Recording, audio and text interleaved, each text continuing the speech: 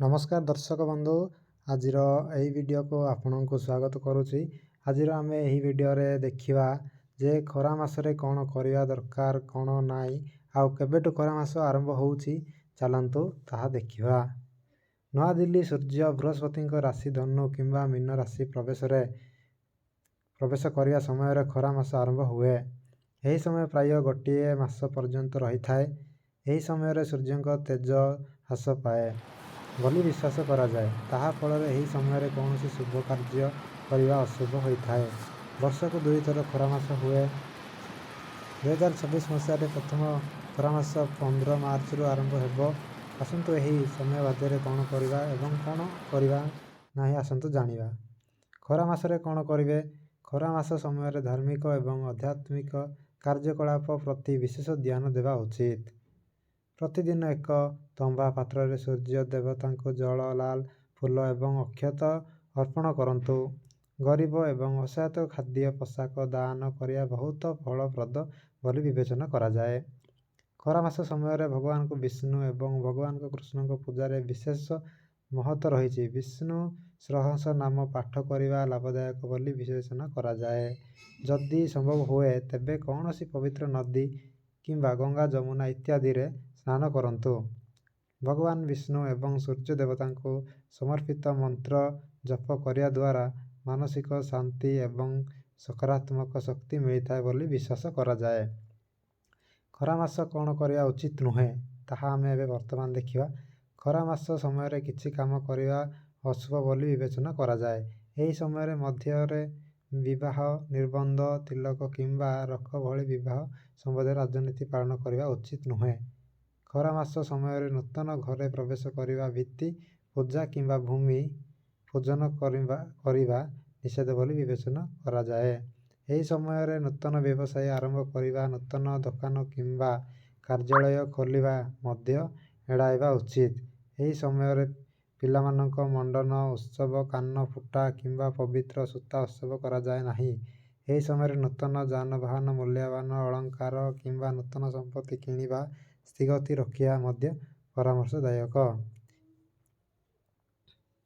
यही खबरटी साधारण सूचना पाई लेखा जायछि। अलिया भास्कर।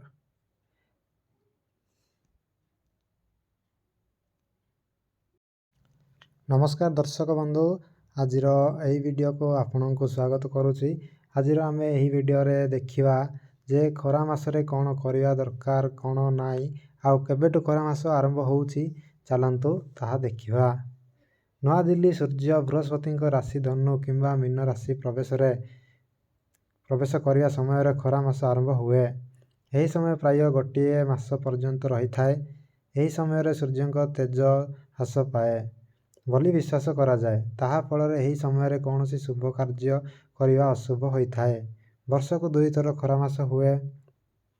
2024 मसीह प्रथम खरा मास 15 मार्च रु आरंभ हो।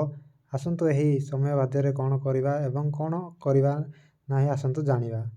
खरा मासरे कौन करेंगे। खरा मास समय धार्मिक एवं आध्यात्मिक कार्यकलाप प्रति विशेष ध्यान देवा उचित।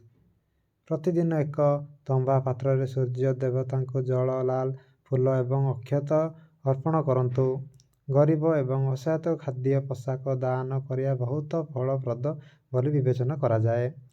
खरा मास समय भगवान को विष्णु एवं भगवान को कृष्ण को पूजा विशेष महत्व रही। विष्णु सहस्रनाम नाम पाठ करने लाभदायक बोली विवेचना करा जाए।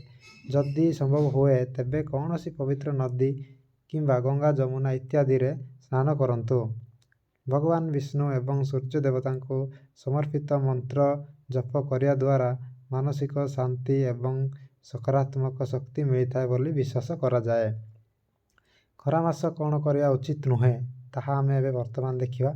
खरा मास समय किछि काम करवा अशुभ बोली विवेचना करा जाए। यही समय मध्य रे विवाह निबंध तिलक किंबा रख भली विवाह संबंधी राजनीति पालन करवा उचित नुहे। खरा मास समय नूतन घरे प्रवेश करने भित्ति पूजा किंबा भूमि पूजन करवा निषेध बोली विवेचना करा जाए। यही समय नूतन व्यवसाय आरंभ करवा नूतन दुकान किंबा कार्यालय खोलिबा मध्य एड़ाइबा उचित।